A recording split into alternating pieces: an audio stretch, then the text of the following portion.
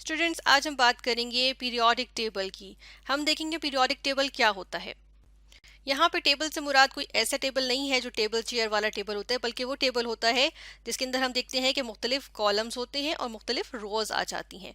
तो इसमें क्या करते हैं, हम इसमें डिफरेंट जो है वो वैल्यूज प्लेस करते हैं। और पीरियोडिक टेबल जो है भी हमारे पास एक ऐसा टेबल होता है जिसके अंदर दुनिया के या कायनात के हम कहेंगे जितने भी एलिमेंट्स हैं उनसे जितने भी एलिमेंट्स हैं जिनसे हम देखते हैं कि पूरी कायनात बनी हुई है, और हम देखते हैं कायनात की तमाम चीज़ें जो है इन्हीं एलिमेंट्स से बनी हैं। और अब ये एलिमेंट्स जो अब तक दरियाफ्त हो चुके हैं, इनके जो है वो इनको हमने क्या किया, एक टेबल की फॉर्म में जो है वो अरेंज कर दिया है। जिस तरह आप यहाँ पर देख रहे हैं कि ये एक टेबल की फॉर्म में क्या हुए हुए, अरेंज हुए हुए, तो इसको पीरियोडिक टेबल कहते हैं। यानी कि कायनात में जितने भी एलिमेंट्स हैं जो अब तक दरियाफ्त हुए हैं, बहुत से होंगे जो अब भी दरियाफ्त नहीं हुए होंगे, लेकिन अब तक जितने भी दरियाफ्त हुए हैं उन सबको हमने इसमें अरेंज कर दिया इस टेबल की फॉर्म में। इसको कहते हैं पीरियोडिक टेबल।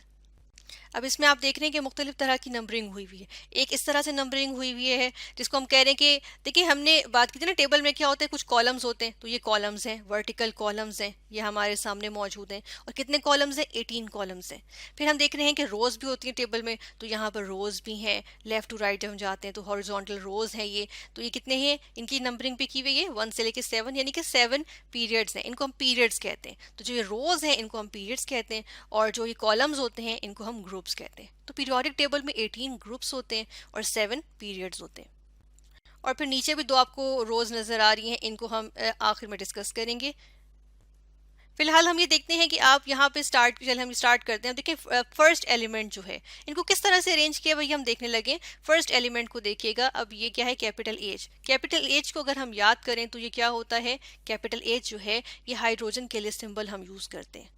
फिर हम देखें इसके ऊपर क्या मौजूद है, इसके बॉक्स में इसके ऊपर 1 लिखा हुआ है। अब ये जो 1 है, ये एच तो क्या रिप्रेजेंट कर रहा है, इस एलिमेंट का नाम जो है हाइड्रोजन, जो कि इस एलिमेंट का सिंबल आ गया।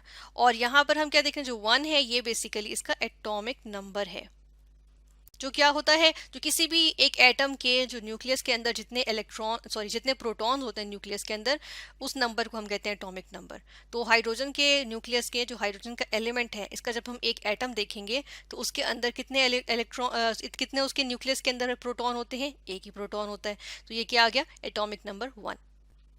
इसके बाद जो एलिमेंट आ रहा है वो इसी के पीरियड में बड़ा दूर करके आ रहा है, बिल्कुल आखिरी जो है वो कॉलम में आ रहा है। और ये जो है वो इसको हम कहते हैं हीलियम, He है हीलियम। और इसके ऊपर जो है वो इसका एटॉमिक नंबर 2 है। इसके अंदर 2 इलेक्ट्रॉन्स होते हैं। फिर देखिए 3 है। फिर हम नेक्स्ट पीरियड में चले गए, क्योंकि आखिरी जो है एक कॉलम था, सॉरी आखिरी कॉलम था। उसके बाद अगली रो स्टार्ट हो जाएगी, पीरियड नंबर 2। इसके अंदर पूरे ग्रुप्स जो है इनमें आ जाएंगे। फिर 3, 4, फिर हम देख रहे हैं 5, 6, 7, 8, 9, 10, ये क्या आएंगे, एटॉमिक नंबर। तो हमें ये पता चला कि इस पीरियोडिक टेबल में हमने एलिमेंट्स को किस तरह अरेंज किया हुआ होता है, इनके इंक्रीजिंग एटॉमिक नंबर के तहत इनको अरेंज किया हुआ होता है। अब अगर हम आ जाएं वापस इस बात पे कि ये कंफ्यूजन यहाँ रह गई कि हीलियम जो है ये यहाँ पर क्यों है, यहाँ पर क्यों नहीं है। तो हम ये देखते हैं कि हीलियम में जो है वो 2 इलेक्ट्रॉन्स होते हैं, क्योंकि देखिए ना इसका एटॉमिक नंबर 2 है। ये हीलियम का हमने यहाँ एटम बना भी लिया। फिर अब देखिए क्या होता है कि इसके नीचे आता है नियॉन। नियॉन का क्या है, एटॉमिक नंबर 10 है। चलें इसको भी हम फिल करते हैं, ये भी हमने यहाँ पर शो कर दिए। इसका अगला एलिमेंट जो आ जाता है वो आर्गॉन है। आर्गॉन का आइटम अगर बना है तो इसके बाद एक और शेल आ जाता है और उसके अंदर भी 8 इलेक्ट्रॉन्स होते हैं। अब होता क्या है, हीलियम को छोड़ के नियॉन, आर्गॉन, ये सारे जो हैं इनमें क्या है, ये इनके आउटर मोस्ट शेल में, यानी कि जो बिल्कुल बाहर वाला शेल होता है उसमें 8 इलेक्ट्रॉन्स होते हैं। अब क्या होता है कि हीलियम इसमें इनके साथ क्यों रखा गया है, हीलियम को इसलिए हमने इनके साथ रखा क्योंकि एक तो ये कि ये सारी की सारी गैसेस हैं, ये सारी गैस फॉर्म में होती हैं।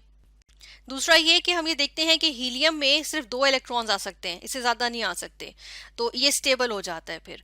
और हम देखते हैं नियॉन में 8 ही इलेक्ट्रॉन्स आ सकते हैं, इससे ज़्यादा नहीं आ सकते, ये स्टेबल हो जाता है। फिर आर्गॉन जो होता है, आर्गॉन में भी 8 ही इलेक्ट्रॉन्स इसके आउटर मोस्ट शेल में आ सकते हैं और 8 ही मौजूद होते हैं और इससे ज़्यादा नहीं आ सकते, और ये भी स्टेबल होता है। इसी तरह क्रिप्टॉन में भी 8 ही इलेक्ट्रॉन्स होते हैं आउटर मोस्ट शेल में, और एक्जीनॉन में भी, फिर रेडॉन में भी। तो हम ये देख रहे हैं कि इनकी खास प्रॉपर्टी हमें नज़र आ गई कि इनके आउटर मोस्ट शेल में 8 इलेक्ट्रॉन्स होते हैं और ये स्टेबल होते हैं, जबकि हीलियम में जितने मैक्सिमम आ सकते हैं यानी कि 2 इलेक्ट्रॉन्स होते हैं और ये स्टेबल होता है। तो इनकी एक ही खास प्रॉपर्टी हो गई।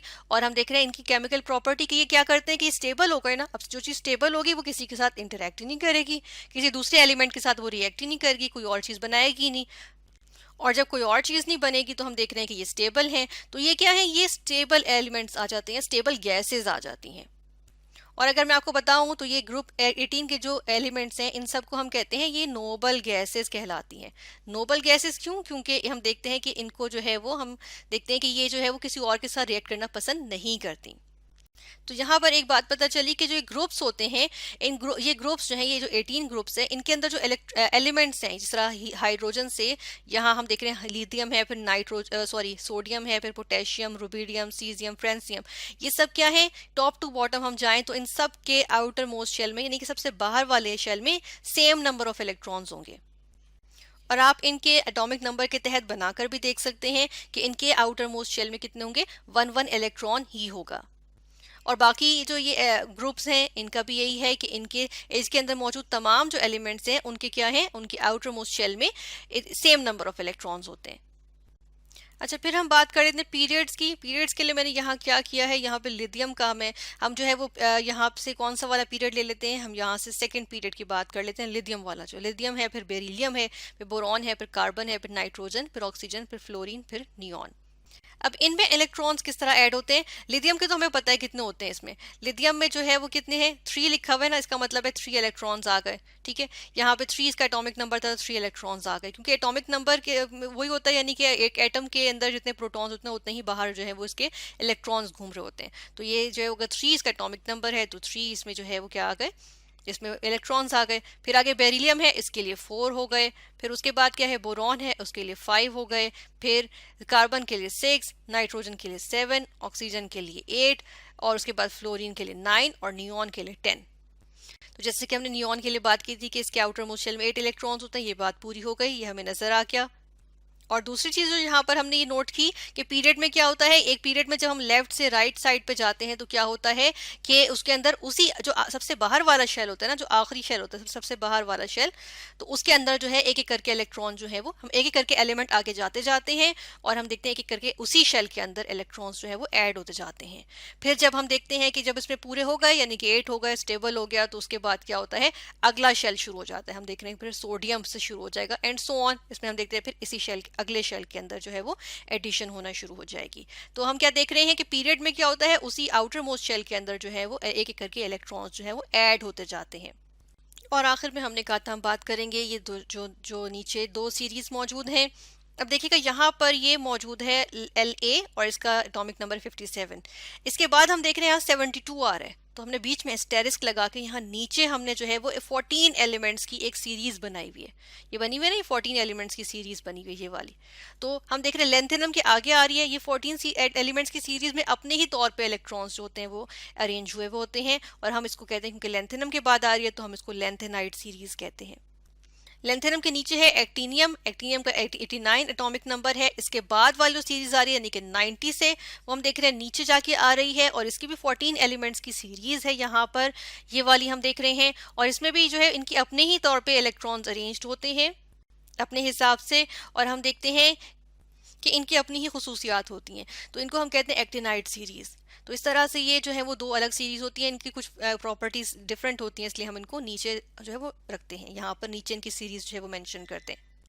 और यूँ आज हमने डिस्कस किया पीरियोडिक टेबल के बारे में, जिसमें हमने देखा कि पीरियोडिक टेबल क्या होता है, इसके अंदर एलिमेंट्स किस तरह से अरेंज्ड होते हैं ग्रुप्स और पीरियड्स में।